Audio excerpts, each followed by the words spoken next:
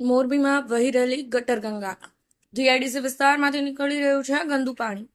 મોરબી શહેરમાં પ્રાથમિક સુવિધા આપવામાં ઘણા સમયથી નગરપાલિકા નિષ્ફળ ગઈ છે.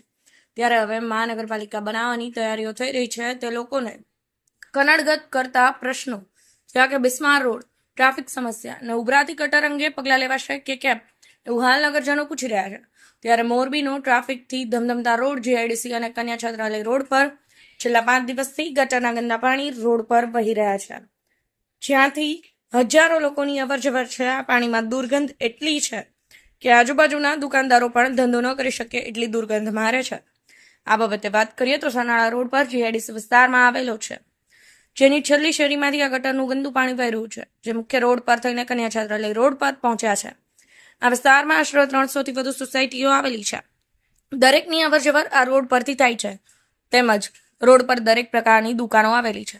આ ગટરનું ગંદુ પાણીમાં દુર્ગંધ આવતી હોય લોકો મોઢે ડૂચા મારીને નીકળે છે. આ પાણી વહેલી તકે બંધ કરાવવા નગરપાલિકાએ કોઈ પગલાં લીધા નથી અને પાણી વહી રહ્યું છે. લોકો નગરપાલિકાને રજૂઆતો કરીને થાક્યા છે, પણ નિર્ભર તંત્રમાં કોઈ અસર થતી નથી. એના કારણે શહેરીજનો આવી સમસ્યાઓ કનડગત કરી રહી છે. શ્રીકાંત પટેલ, સમય 24 ન્યૂઝ.